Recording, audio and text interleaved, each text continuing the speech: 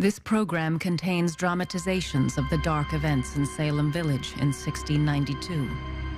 All dialogue comes from the historic records of the Massachusetts Bay Colony and is as it was. New England, 1692. A hostile land. The Puritans thought of North America as the devil's territory. The devil has been raised among us. A supernatural enemy. Thou shalt not suffer a witch to live is a biblical passage. I seen the creature suck on another witch's finger. To levy a charge of witchcraft was to take power over another human being. Is Salem besieged by Satan's witches? Or by madness? A corrupt court. They told me if I confess, I should have my life. A hanging judge. He believed in what the court was doing. What is your verdict? Guilty. The true story of the Salem witch hunt. And forgive us our trespasses as we forgive them that trespass against us.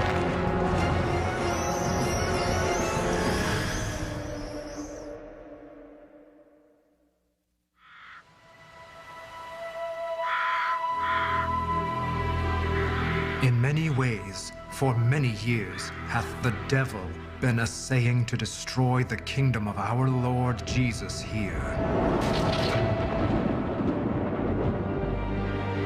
But now, there is more than ordinary affliction.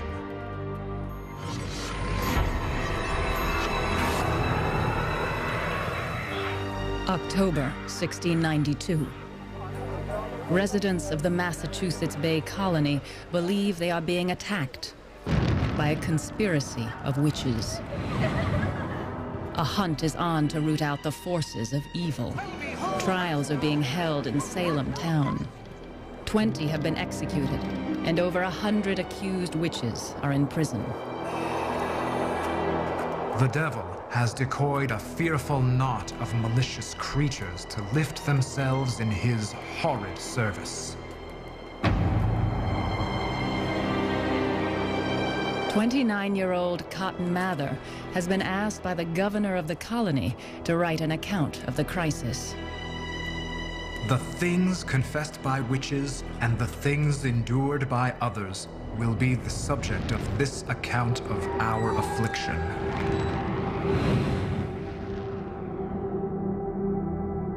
It had begun 10 months earlier, some 20 miles north of Boston, in a tiny farming community. Salem Village is an unhappy place, filled with angry factions who argue over land and money and religion. There is a new church, but also a contractual dispute over the minister's salary. Reverend Samuel Parris, age 39. A failed businessman, he has only recently become a minister. Some men laugh at sin, make a sport of sin. But the Holy Ghost tells us they are fools. Sin is the devil's vomit, the soul's excrement, the worst of all evils, the scum, the superfluity of evils. Parris berates his congregation, hoping to shame them into paying his salary. Little does he know that a witch hunt is about to be triggered by events in his own home. The mountain calls forth its waters. January 1692.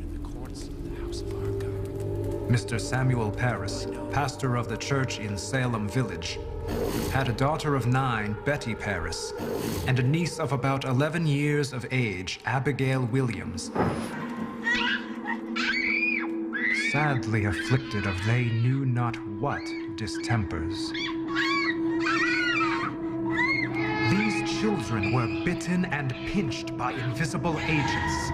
Their arms, necks, and backs turned this way and that way, so as it was impossible for them to do by themselves. At times they couldn't eat, at times they couldn't sleep or speak, and a doctor was called in. This was the traditional thing one did. But if the doctor couldn't understand what was going on, which was usually the case, the doctor would diagnose witchcraft.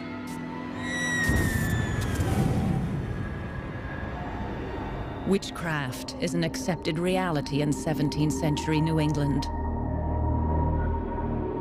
The invisible world, full of malicious specters and malevolent witches, is as real to most Puritans as the rocks and trees.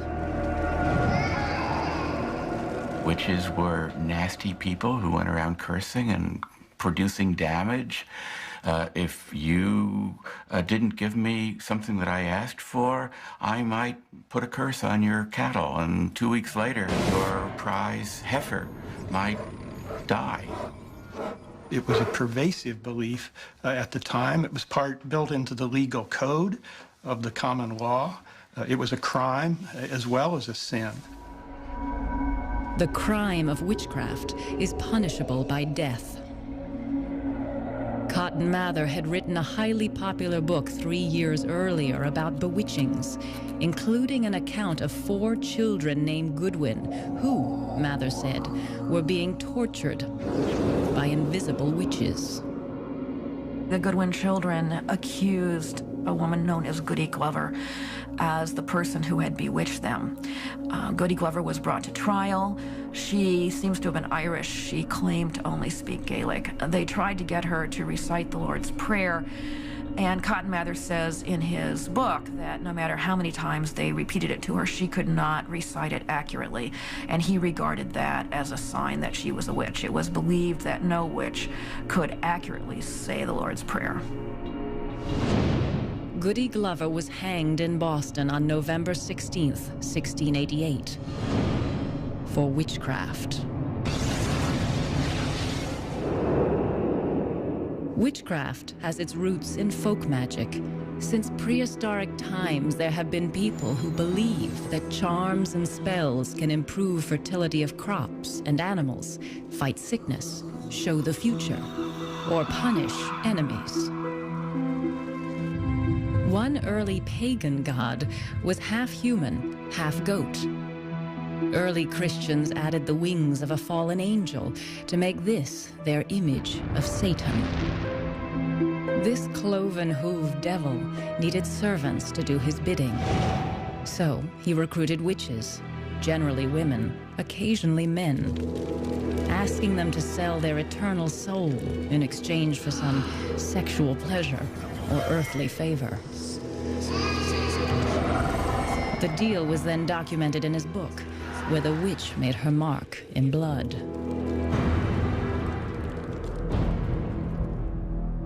Beginning in the 1490s, European churches and church-controlled governments began an organized campaign to destroy all remnants of paganism. Over the next 150 years, an estimated 50,000 people are burned and hanged. But by the late 1600s, the worst of the European witch hunts are over. The world is entering a new era of secular government and science. It is a time of great change, and not everyone is happy about it, least of all the followers of a highly conservative religious movement, Puritanism. Puritans founded the Massachusetts Bay Colony in 1628. They called it their shining city on a hill, a frontier settlement run on strict religious principles. Puritanism was a religious movement that had arisen in England in the early 17th century, and the idea was to purify the English church of the sort of final remnants of Catholicism. Purification required a very strict interpretation of the Bible. The Bible, which was so crucial to Puritan thinking, is very clear on the issue of witchcraft. "Thou shalt not suffer a witch to live" is a biblical passage. Witches, it is believed, can send an invisible shape or specter to torment someone without being seen.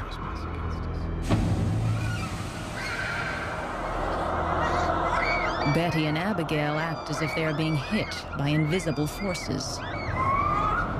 But if the young girls are bewitched, who is bewitching them? The hunt is about to begin.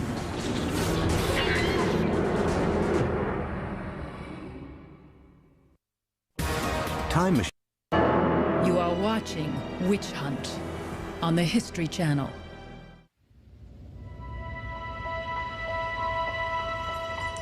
January 1692, and there is trouble in Salem Village.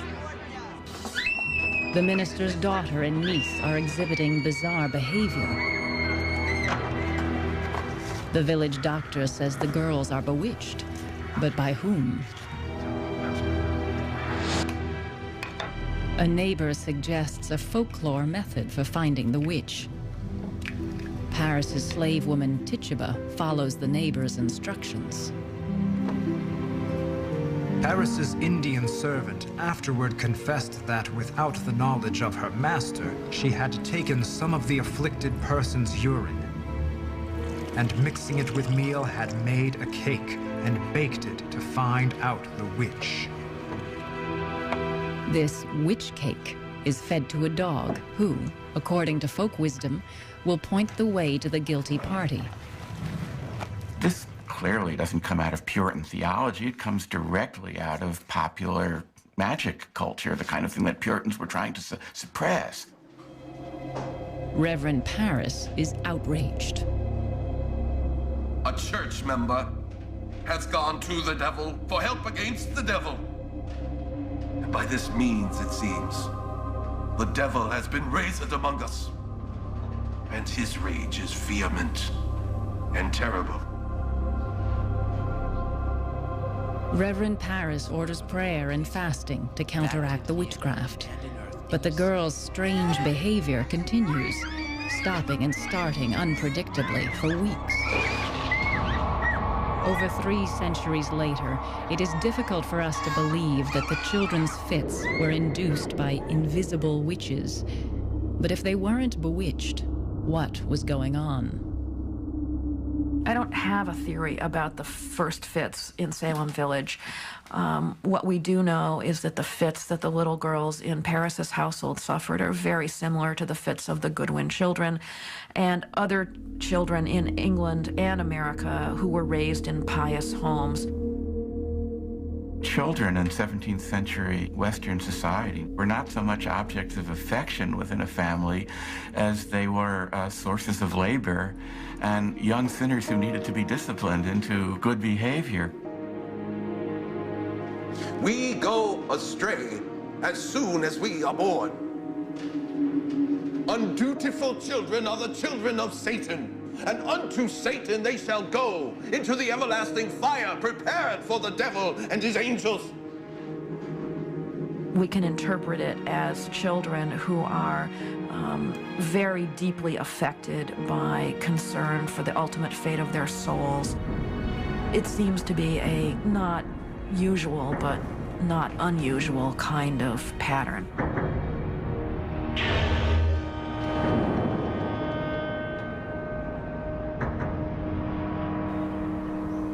But not all agree with this explanation. There are some who believe the girls' fits were triggered by poison. There's a theory that poisoning as it occurred in Salem was basically due to contaminated rye that led to hallucinogenic effects and all sorts of physical symptoms. Ergot is a type of fungus that grows on rye. People who eat bread containing this fungus have been known to experience nervous dysfunction. A victim twists and contorts in pain. In some cases, this is accompanied by hallucinations. In fact, LSD is derived from ergot fungus. But the ergot poisoning theory has been refuted by scientists and others. Some of them should have died from it, and the fact that 1 minute they're perfectly well-behaved or at least perfectly normal in their physical appearance and asymptomatic, And the next moment, they're having their fits or whatever are inconsistent with the symptoms of convulsive ergotism. The afflicted in Salem throw their fits in unison at convenient times, such as when people come by to see them. This fact has led many to believe that the girls were simply faking it. But if the girls are play acting, it is a deadly game. They could be accused of witchcraft themselves and hanged. It's possible to imagine, with only a slight turn of events, that the accusations of witchcraft might have been turned against the girls themselves if they had not been asked, who is it that afflicts you, and have started to name names in the village. They themselves might have been suspected as the guilty parties. Pressured by Reverend Parris to name the witch whose specter is attacking them, Betty Parris and Abigail Williams point to an obvious scapegoat: Tituba. Documents describe her and her husband as Indians. They are slaves from Barbados. She is dark-skinned, dark, like the Puritans' mortal enemies, the Wabanakis. As the original Puritan colony spread to the north, the English began to encroach on Wabanaki land. In North America, of course, they found native residents. They believed that those people were worshipers of the devil.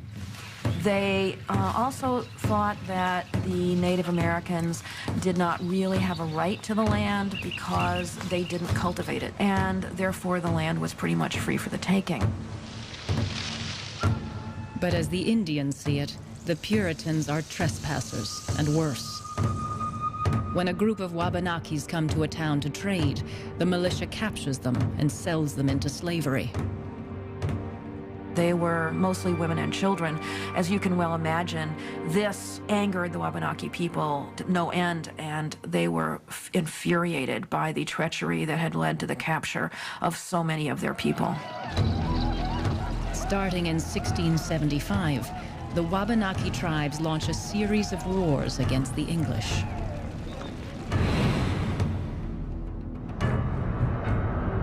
"16 years before the Salem witch hunt on the main frontier. Good night, Mercy. Good night. This little girl, Mercy Lewis, will play a central role in the Salem witch trials. At the age of 3, she is living in the town of Falmouth, Maine.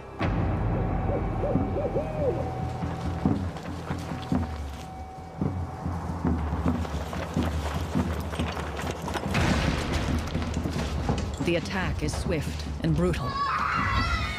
23 women and children killed or captured, 11 men dead.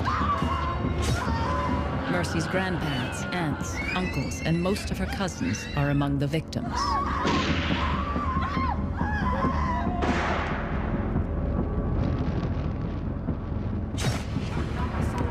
Years after surviving that Indian massacre in Maine, Mercy Lewis is 18 years old and living as a servant in Salem Village. Some at our house were fighting for their lives. One who did was running and was shot. He begged of them his life. They knocked him on the head and split open his bowels.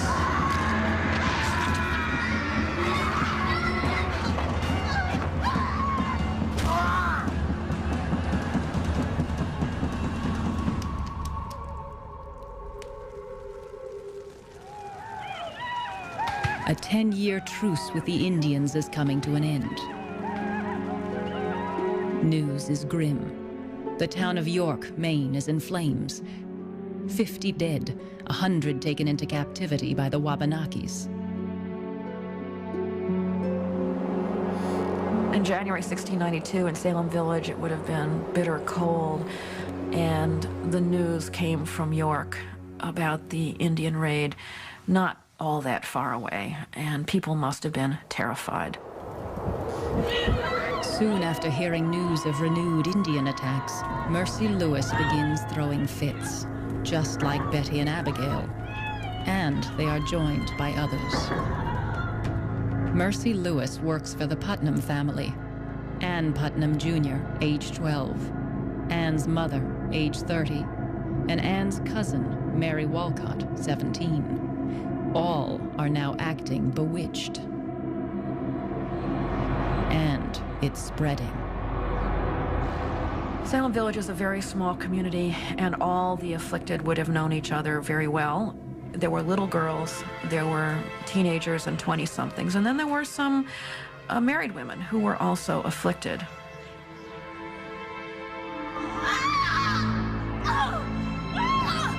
Asked who is bewitching them, several of the newly afflicted also accuse the minister's dark-skinned slave, Tituba. Since the younger girl's accusations cannot be used as evidence in court, these new accusations by adult witnesses are critical. Witch! I will beat the devil out of you! Now, legal action can be taken against Tituba. A terrible machinery has been set in motion. It will take 20 people to their graves. Easy payments. Quiet comfort headphones. Hear the difference Bose technology makes. You are watching Witch Hunt on the History Channel. March, Salem Village. 7 girls and women possessed by horrifying fits. They claim to be bewitched, and it is Reverend Parris's Indian slave, Tituba, who is invisibly attacking them. Formal complaints are filed, transforming wild accusations into a legal procedure, one that unfolded in a building much like this one over 310 years ago. In Salem Village in early March of 1692, the fields were frozen, nobody was outside working, and the place must have been jammed. 2 magistrates from nearby Salem town, John Hathorne and Jonathan Corwin, come to Salem Village to conduct a preliminary examination to see if a trial is warranted. The accusers have been asked to point out the witch who torments them. What happens next is recorded for history in official transcripts. Tituba, what evil spirit have you familiarity with? None. Why do you hurt these poor children? What harm have they done unto you? They do no harm to me. I no hurt them at all. Why have you done it? I have done nothing. I can't tell when the devil works. No. What? Hath the devil told you he hurts you? She has seen the devil? No. He tells me nothing. Hathorne was an experienced magistrate, and he had obviously examined many accused people before. His purpose was to elicit a confession from her. It was crucial to get confessions. To get a conviction in a capital case at this time, you had to have 2 witnesses to the actual act. And so, therefore, the easiest way to get a conviction was to get a confession. What is it you converse with all? The devil, for aught I know. What appearance? Or how does he appear when he hurts them? With what shape? Or what is he like when he hurts them? She's a person who has lived the life of being a slave. She's been hit before, and maybe it dawns on her that she'll get hit worse. And so she tells the stories that she tells. Yesterday, I being in the lean-to chamber, I saw a thing, like a man, that told me to serve him. And I told him no, I would not do such a thing. The devil used to be a witch. What clothes does he appear to you in? Black close sometimes. He's a tall man with dark hair, I think. What other likenesses besides a man doth he appear to you? Sometimes like a hog. Sometimes like a great black dog. A black dog? What did she say? Tituba's lurid imagery seems to cast a spell on the afflicted girls. Sometimes like a hog, sometimes like a great black dog.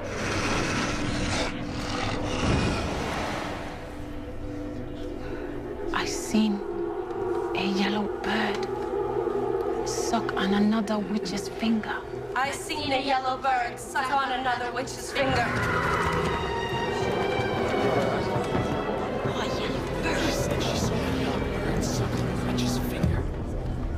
To have the servant of the minister confess to being a witch must have been mind-boggling to people. What is really significant, though, from a legal point of view, is that Tituba has offered a confession. And that is the thing that matters the most. They have their confession. Now that they have their confession, the witchcraft is a reality. Tituba does more than just confess. She offers up the names of her fellow witches. Who else have you seen? 4 women sometimes hurt the children. What did she say? Who were they?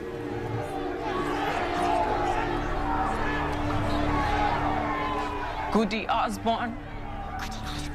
And Sarah Good. And someone I didn't know. And a tall man.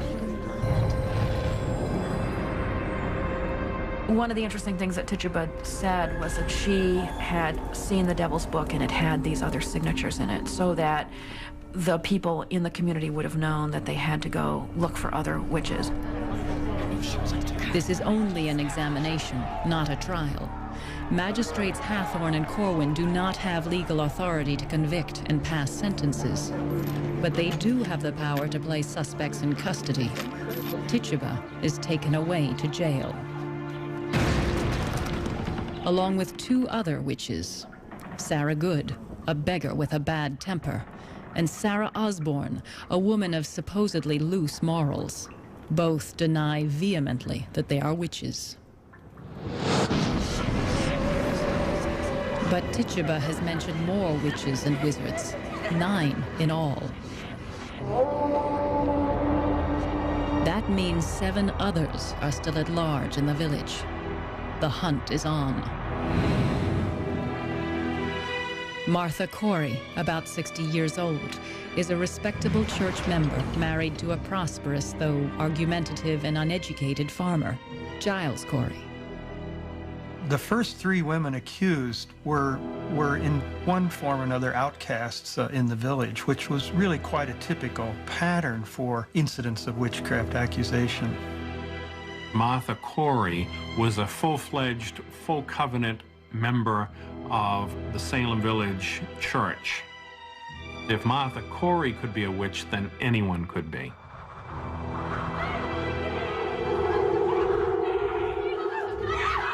Ann Putnam Jr.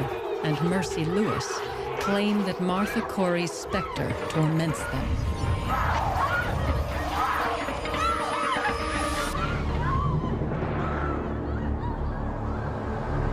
She's Goody Corey's specter!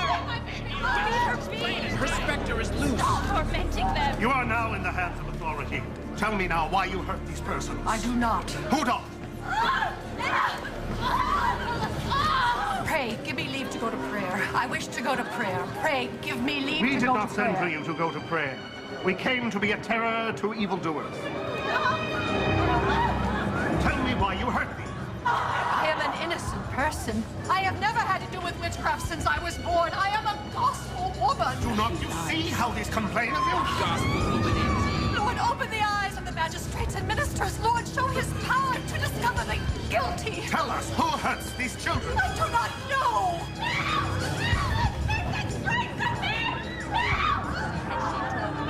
In his examinations, Hathorne relies on what is called spectral evidence. A statement by a witness that she sees the specter of a witch do strange things. When you signed the Devil's Book, essentially you gave the devil permission to take your shape and to torment others. That invisible shape was considered a specter.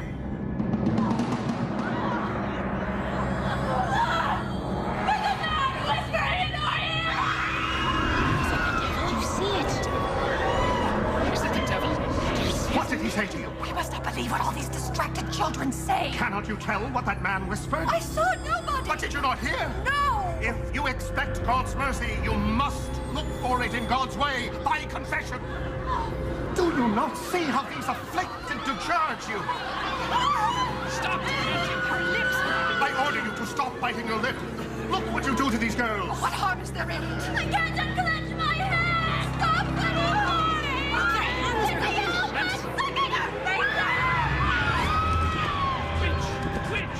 Why do you let that bird suck on your finger?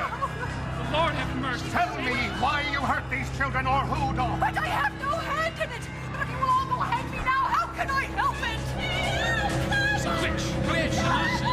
The more she objects, the more entangled she becomes. There is no way out of the madness. Somebody stop! The Aztecs engineer their empire with the help of human sacrifice tonight. Because that's what being a civilized person is. You are watching Witch Hunt on the History Channel. Since the powers of darkness are turned upon us, 'tis a dark time. Yea, a black night indeed. Now the tie dogs of the pit are abroad among us. Must the very devils be sent out of their own place to be our troublers? Salem Village, April 1692. Madness is in the air. Anything odd is seen as a sign of witchcraft. Wild stories are accepted as legal evidence, and everyone is a possible witch. The floodgates opened in April and May so that more and more people were accused, people not just from Salem Village, but from Salem Town and the surrounding communities. It just festered very quickly, and you get a real sense that it suddenly became a panic. By the end of April, there are 6 more accused witches, bringing the total held in jail to 10.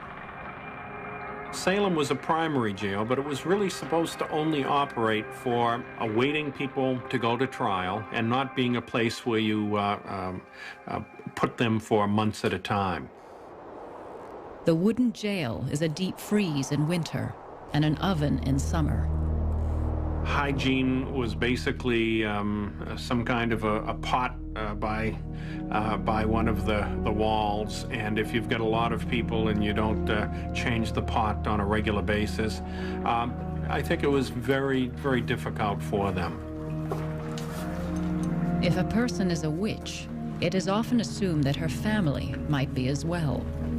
One of the first to be accused, Sarah Good, is jailed with her 4-year-old daughter, Dorcas. After 8 months in these conditions, the little girl will go insane. Anyone accused of witchcraft is guilty until proven innocent. No one has been convicted yet, but their lives are already ruined. To levy a charge of witchcraft was, in fact, to take power over the life and reputation of another human being in the village. Accused witches are interrogated while being held prisoner. They are stripped so that investigators can look for telltale marks called witches' teats. It was believed that the devil communicated with his witches through animal familiars, and the animal familiars were little creatures like sometimes mice or birds who would come to suck at a teat on the witch's body, and that would leave a mark. Adding insult to injury, the accused witches are charged for their own room and board while in jail. If you wanted to eat or drink, the jailer would give you a food, but you would have to pay for it. And if you wanted good straw, or if you wanted new bedding every week or so, you would have to pay for that as well. There is money to be made off of the witch hunt, and a lot of that money goes to Sheriff George Corwin, nephew to one of the magistrates. Sheriff Corwin is related to the magistrate Corwin. He's related to some other people also on the trial court, so there's something a bit incestuous about all of this. It is not possible that the authorities could have been ignorant of what Sheriff Corwin was doing. That simply is implausible. Sheriff George Corwin confiscates the property of many accused witches. As some of the people are being arrested and taken away, Corwin goes over and starts appropriating their property, and he has no legal right to do so. But Corwin was grabbing wherever he could grab. Perhaps the Corwins encourage the witch hunt to line their own pockets. Others may be using witch accusations to even old scores. In Salem Village, there is no shortage of bitter, long-standing disputes to be settled. New Englanders in the 17th century were very fond of taking each other to court, suing each other. And there's, I think, a historical reason for that. One thing that's true of English popular culture is that it was pretty violent. People hit each other, beat each other. There was just a lot of physical violence going on. And one of the things the Puritans tried to purge in their model community was that physical violence. And so instead of hitting people, the Puritans encouraged people to sue each other. In Salem Village, one name appears as plaintiff in many of the lawsuits: Putnam. Thomas Putnam Jr., aged 40. Thomas and his wife Anne are devoted churchgoers and ardent supporters of the minister, Samuel Parris. Samuel Parris had important opponents in Salem Village. He also had powerful supporters. The most powerful group of his supporters was a clan, a large clan that came close to dominating Salem Village politics for many years, named the Putnams. Thomas and most of the other Putnams support the idea of Salem Village having its own church. Many others would rather walk 5 miles to the church in Salem town rather than pay double the taxes to have one nearby. For years, this issue has divided Salem Village into 2 angry factions. There's a clear continuity between all the old factional lines and the pattern of outbreak of witchcraft accusations in 1692. It's striking correlation.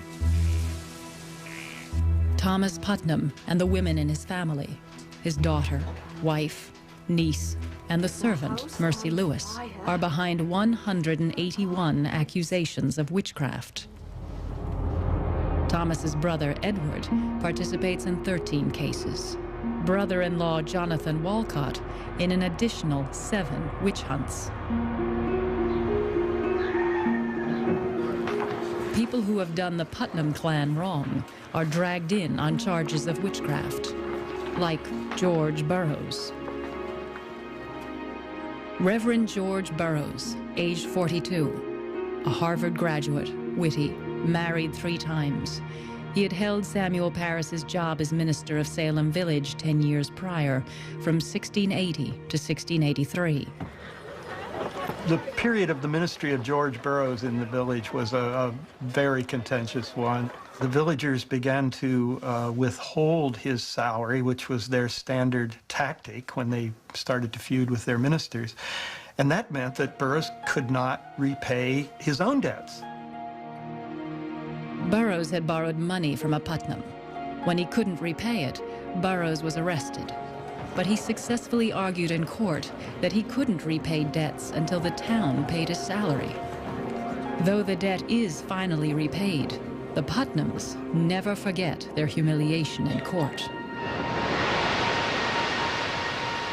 By the time of the witch hunt in 1692, Burroughs is working as a preacher in the remote frontier settlements of Maine. He has survived the brutal Indian attacks that had killed many of Mercy Lewis's relatives, but he will not survive the vengeful Putnams of Salem Village. On the evening of April 20th, 1692, Ann Putnam Jr. says that the invisible specter of George Burroughs comes and speaks to her. She declared that Burroughs confessed to her that not only was he the leader of the witches, not only had he killed his first two wives, but he had also killed the wife and daughter of his predecessor, and most importantly of all, he had bewitched the soldiers who were fighting the Indians on the Maine frontier.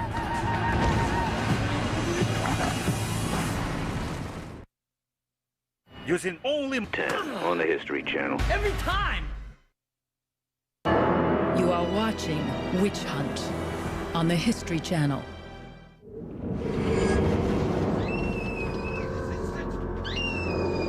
It has been 5 months since the first girls started having fits in Salem Village.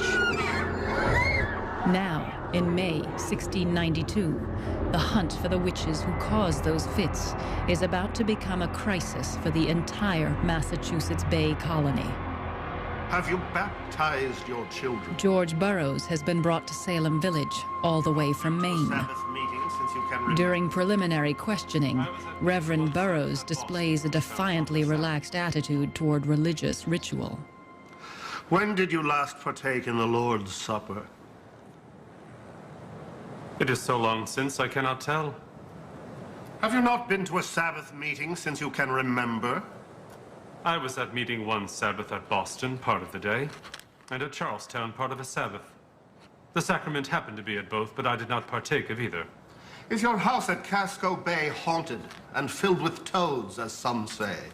Not haunted, no. But there are toads there in summer. Ask him if he has baptized his children. He's openly defiant. The arrest of George Burroughs captures the attention of the entire Massachusetts Bay Colony. Cotton Mather and other clergy are especially concerned. They already know about this renegade minister, George Burroughs. He has never been formally ordained by the Puritan Church. To be an ordained minister, you had to have a formally organized congregation of people who had formally become church members. Burroughs never successfully had an organized congregation. To Cotton Mather, Burroughs represents all that is wrong in a colony that is drifting away from its original religious purpose. Many of the settlers in Falmouth, Maine, lived themselves too like unto the heathen, without any instituted worship. The magistrates have the legal power to examine Burroughs, but not convict or hang him. The local jails are now crowded with accused witches awaiting trial. On May 27th, the governor orders a special court to convene in Salem town. There is a jury of men from around the county and a panel of distinguished judges. None of the judges had any particular legal training. They were merchants and other leaders of the colony. The Chief Justice, William Stoughton, is also Lieutenant Governor of the colony. He is known to be a rigid and dogmatic Puritan. This special court would have differed from courts today in that the defendant had no right to an attorney. There was no defense attorney in 17th century English law. The accused witch must defend herself, a difficult task when dealing with spectral evidence. The first case heard by the official court is that of Bridget Bishop. About 50 years old, she was also tried for witchcraft 12 years earlier and found innocent. But this time, the rules seem to be different. He was the devil. One of the witnesses against Bridget Bishop was a 32-year-old man named John Lauder, who claimed that some years before, Bridget Bishop had crept into his room at night. About the dead of night, I felt a great weight upon my breast, and awakening looked, and it being bright moonlight, did plainly see said Bridget Bishop, or her likeness, sitting upon my stomach. What did he say? She appeared in the dead of devil.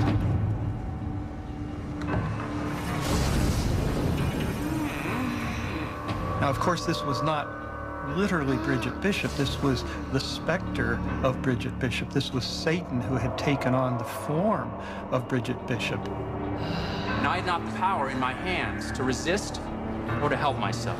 It was her specter. Bridget Bishop's accusers are not confined to the witness stand.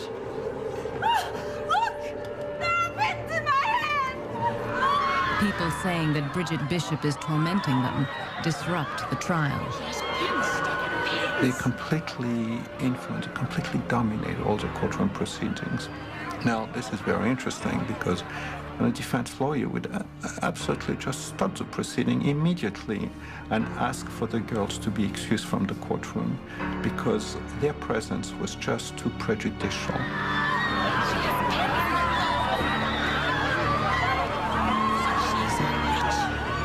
But in 1692, there is no defense attorney to object. Their afflictions are needed as evidence in order to hang the witches. Either someone stuck a pin in her, or she stuck it in herself. Okay? I can't think of any other alternative. So, I suspect fraud here. The pin is fraud, but that doesn't mean that you have to throw out the rest as being completely fraud. In psychiatry, if people do something wrong without having the intention, this is not really fraud. Modern psychologists know there are cases of unintentional fraud, bizarre and dishonest behavior beyond anyone's control. At that time, it was thought of witchcraft. Now, in the 20th century, it's called a mass psychogenic disorder. Different labels, same behavior. Caught in a wave of mass hypochondria, the afflicted of Salem begin to mimic the symptoms they see in each other. Those girls were carried away, and there was this one-upsmanship again among themselves, so their affliction spread, and everybody wanted to be in the limelight. What is your verdict? We, the jury, find the defendant guilty. Guilty. They say she's guilty. She's a witch. She's a witch. On June 2nd, 1692, Judge William Stoughton issues the trial's first death sentence. Found guilty of the felonies in witchcrafts whereof she stood indicted, and sentence of death accordingly passed against her as the law directs. Their Majesties William and Mary.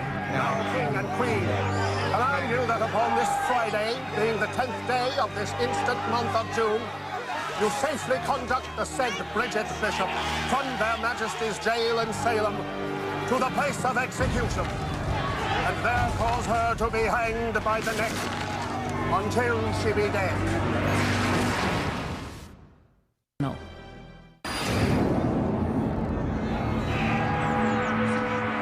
On June 10th, 1692, Bridget Bishop becomes the first witch to hang in Salem Village. Hang the witch! Hang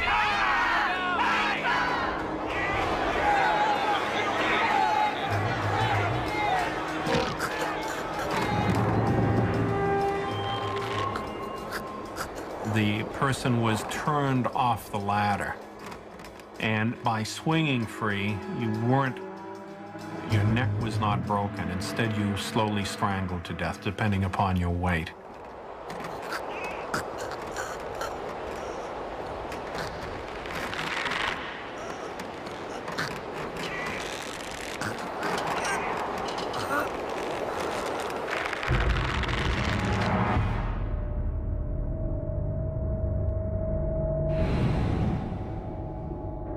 Disgusted by the hanging, one of the judges resigns in protest. The witch trials carry on without interruption. July 19th in Salem Village. 5 more women are executed. Rebecca Nurse and Sarah Good from the village, and 3 more from neighboring towns. They are hanged because they do not confess, because they refuse to name others as witches. A strange pattern has emerged. Those who, like Tituba, confess to witchcraft and give names of more witches are never convicted. They wanted more confessions, and there was an implicit bargain that was being offered. You confess and we don't execute you. But not everybody is willing to accept that plea bargain. They say he's the leader of the conspiracy. He talks to the devil. We saw him leading witches' Sabbath. He's in league with Satan himself. Right Honorable Sirs, I bring before you accused witch, Minister George Burroughs. What we have in the case of George Burroughs is a quite detailed description that Cotton Mather included in Wonders of the Invisible World, and his account tells us pretty much what happened. There were now heard the testimonies of several persons, and these charged the specter of George Burroughs to have a share in their torments. Many travel from Boston to Salem town to watch the trial. The Putnam family sits at the front. Their maid, Mercy Lewis, is the first to testify. She describes an encounter with the specter of George Burroughs. He told me the devil was his servant, and he did most dreadfully torment me, as though he would have racked me all to pieces. He urged me to write in his book. His book? Or else he would kill me. His book? Write his book? As a child, Mercy Lewis had witnessed an Indian attack in Falmouth, Maine. An attack that had killed many of her closest relatives. Later, she worked as a servant to Reverend Burroughs. He was described as having dark skin, and some wondered how he had escaped not one, but several Indian raids unscathed. Abigail Williams calls him the Little Black Minister. Black, like an Indian. This is one of the comments that Cotton Mather makes in his report, that a number of the afflicted people and others see the devil in the shape of an Indian. The prodigious war made by the spirits of the invisible world upon the people of New England in the year 1692 might have some of its origins among the Indians, whose chief sagamores are well known to have conversed with demons.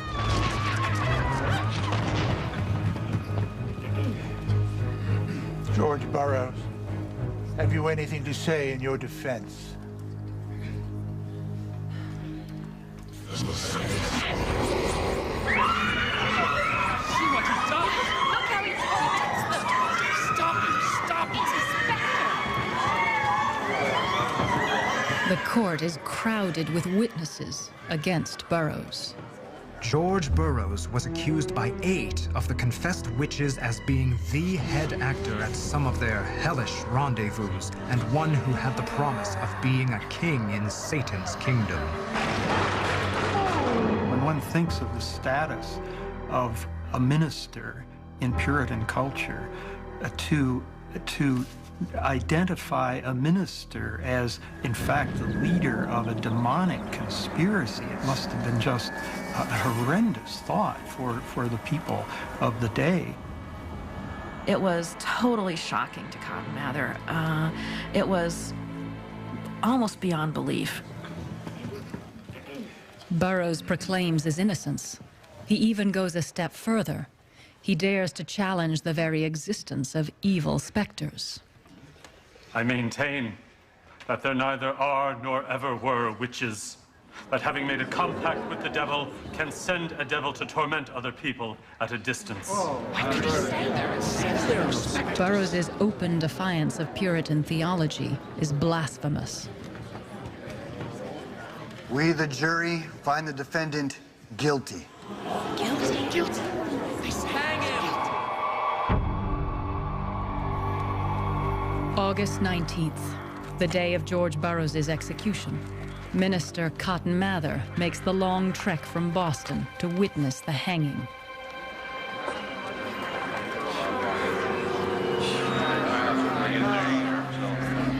Our Father, which art in heaven, hallowed be thy name. Thy kingdom come, thy will be done on earth as it is in heaven.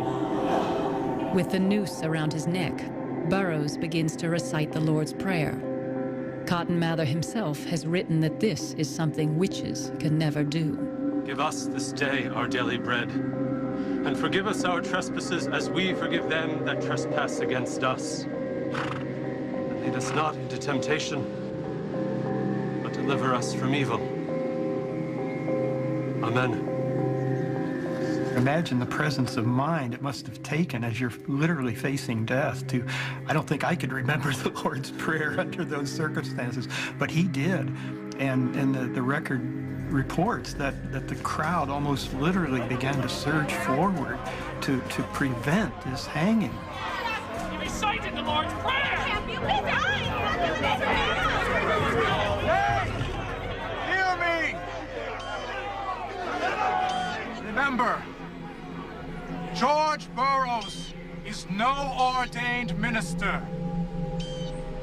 The devil has often transformed himself to an angel of light. Cotton Mather, who had come out from Boston to observe the event, quieted the crowd, assured them that this man was guilty as charged. The hanging was a just act, and only in that way did the proceedings go on.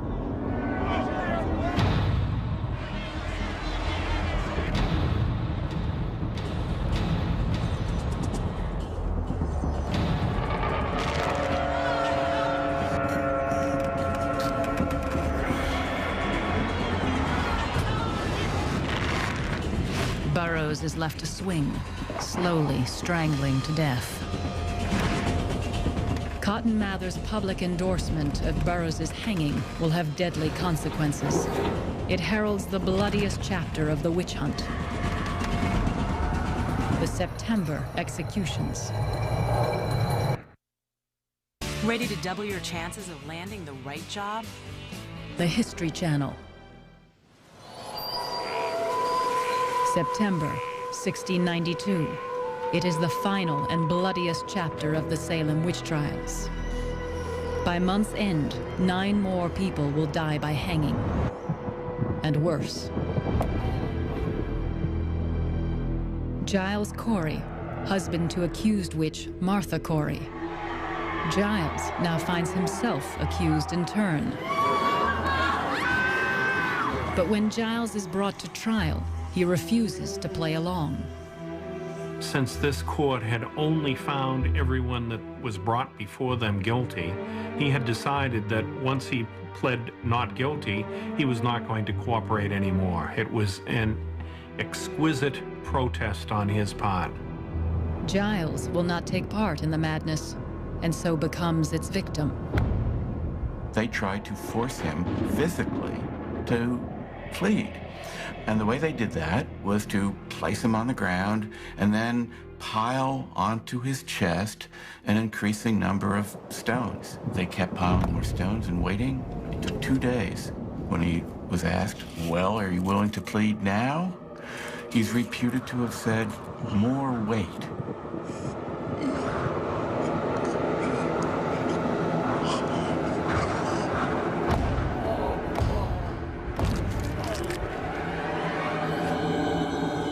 Finally, he died. A terrible ending. But they never convicted him of witchcraft. Giles Corey's wife, Martha Corey, also refuses to confess to witchcraft. She is hanged 3 days later, on September 22nd, 1692, along with 7 others who refused to confess to a crime they did not commit, or to accuse their neighbors in order to save themselves. They are martyrs, part of a growing trend of resistance to the witch hunt. There were people all along who had been waiting for a moment where they could step in the openly and credibly demand that the trials be stopped. And those people had to bide their time, because if they acted prematurely, they could be subject to accusation and death themselves. But I think that by mid-September, it had really reached the point where they realized it's now or never. As more and more people began to raise questions about the court, the debate became louder and louder in Boston in particular. Wealthy Boston merchant Thomas Brattle is one of those who begin to openly criticize the judge's methods. With respect to such as confess themselves to be witches, I cannot but tell you they do often contradict themselves. Even the judges themselves have caught them in flat lies. But the judges then vindicate these confessors and say the devil takes their memory. Some confessors who have named others as witches in exchange for their own lives begin to have second thoughts. 17-year-old confessed witch Margaret Jacobs. Her accusations help hang Minister George Burroughs and her own grandfather, 80-year-old George Jacobs. The day after her grandfather is executed, Margaret Jacobs dictates a letter to the judges. What I said was altogether false against my grandfather and Mr. Burroughs. They told me if I would not confess, I should be put down into the dungeon and would be hanged. But if I confess, I should have my life. She really felt responsibility for that, and she thought she would rather die than continue to play this game of pretending, as the others were doing. And Margaret Jacobs is not the only one recanting her confession. Soon, the judges have no choice. They begin to try even those who have cooperated. Not surprisingly, people stop confessing. The wild accusations come to an abrupt halt. Cotton Mather's own father, Reverend Increase Mather, writes a powerful plea to the court. The whole thrust of the document was to issue warnings about the dangers of improper accusations. And they sum it up in the phrase, it were better that 10 accused witches should be spared than that one innocent person should die. At the end of October, the governor dissolved the court. When the trials resumed in regular courts, spectral evidence was no longer allowed. But they did have to have more trials. There were still a lot of people in jail. Those people could not simply be freed. They had to be brought through a judicial process. And in fact, 3 more people were convicted, but the governor reprieved all of them. When Judge Stoughton, who had presided over the Salem witch trials, hears that the governor has reprieved the last 3 witches, he rages. Thereby the kingdom of Satan is advanced, and the Lord have mercy on this country. William Stoughton was a true believer. He believed in what the court was doing. He believed in what he was doing. That's who he was. It takes another 3 months before the 49 remaining accused witches are released. 3 have already died in jail while awaiting their freedom. Margaret Jacobs' release is delayed because she doesn't have money for her jail fee. Tituba had been the first person accused. A year after her arrest, she is released to a new master because Reverend Samuel Parris refuses to pay her jail expenses. 1697. One of the judges, Samuel Sewell, asks for the public's pardon in their prayers, that God will prevent his past sins from further damaging the country. 1703.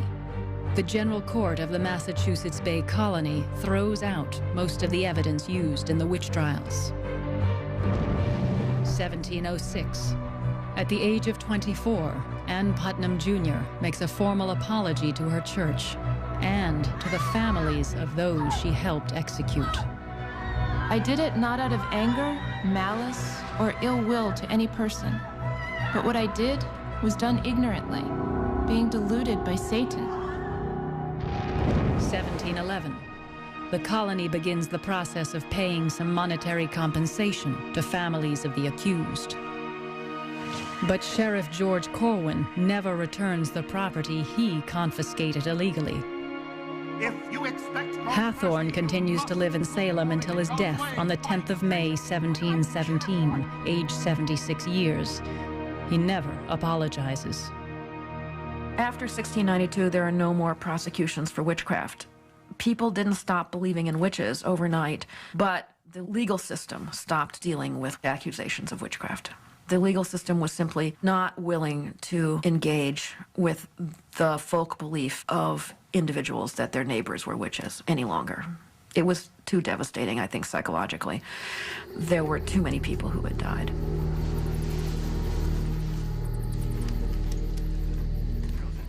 And what is really so... Over 3 centuries later, in the home of one of the victims of the witch hunt, a group of historians debate the significance of the event. Of course, this is right on the cusp of the beginning of the scientific revolution and the Enlightenment, in the sense that the world in which invisible spirits surround people is a pre-Enlightenment world. Right, but in our post-Enlightenment world, we have loads of people who are having experiences with UFOs.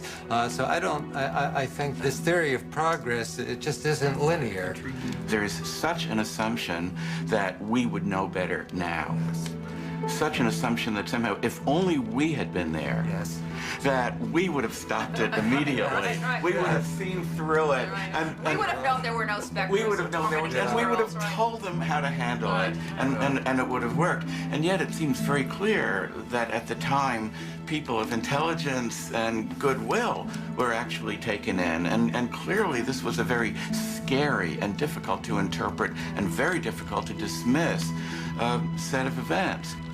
If we could push this one step further and look at the present. In the aftermath of the witch hunt, Cotton Mather regretted that innocent lives might have been taken. But who was to blame? Was it Satan? Or was it the Puritans themselves? Did we not, between the sufferers on the one hand and the suspected on the other, carry things to such extremes of passion that the devil did bless himself to find such a convenient home among us? It may be that the anger which we have had against one another has had more than a little influence on bringing the devil to us.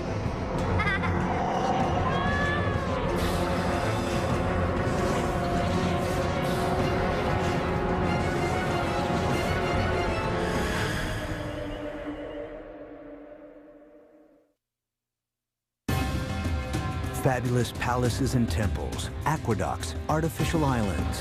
When they created their empire,